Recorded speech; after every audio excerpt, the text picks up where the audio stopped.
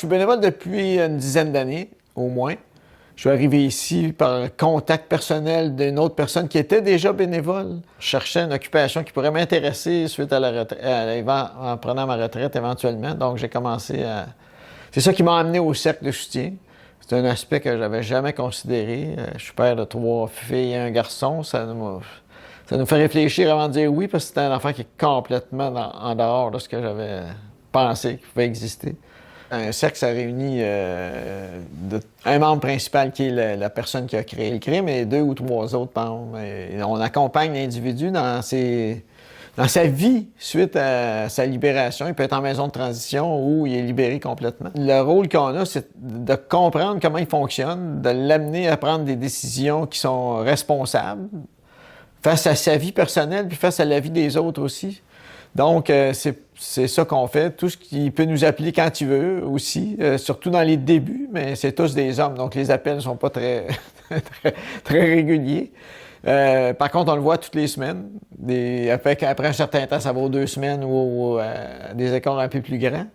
Mais on est quand même le groupe de personnes qui connaît toute son histoire, qui n'a pas besoin de raconter tout le temps, et à qui il peut dire ce qu'il veut. Parce que nous, on garde dans le cercle ce qui est dans le cercle. Et ces personnes-là sont isolées la plupart du temps. Leur famille ne tient pas nécessairement à les voir. La plupart viennent s'installer à Montréal, même s'ils viennent de l'extérieur, parce qu'ils sont inconnus ici. On est leur cercle amical. On n'est pas des grands amis, mais on est amical. Ils peuvent nous dire ce qu'ils veulent, sans crainte.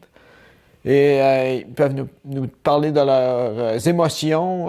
Et nous, on est capable de voir s'ils se dirigent ou pas vers une récidive et on peut les replacer dans le terrain parce qu'ils nous écoutent quand même. Ils ont confiance en nous parce que si on leur dit qu'ils font des gestes qui sont pas nécessairement corrects, même si c'est pas des affaires criminelles, ils réfléchissent puis ils changent leur comportement, leur façon de faire, leur façon de réagir. C'est à ça qu'on sert. Quand on entend l'histoire, la première fois qu'on entend ou qu'on se préoccupe de l'histoire de l'individu, là, des crimes commis, ça nous affecte toujours un peu. Parce qu'il y a une victime là-dedans, on peut pas dire ça peut pas nous affecter, c'est impossible.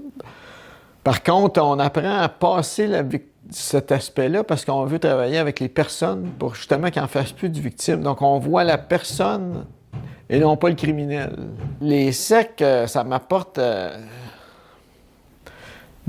d'avoir une certaine satisfaction à ce que ces gens-là sortent du milieu criminel et qu'ils sont capables d'accepter les inconvénients de la vie, parce qu'ils en ont quand même plusieurs à cause de leur criminalité aussi, et qu'ils deviennent des citoyens responsables. Bon, ce que j'apprends sur l'humain, on apprend sur nous aussi, là, comment on peut réagir à ça, mais aussi on apprend que toute personne est humaine, malgré tous les défauts qu'elle a.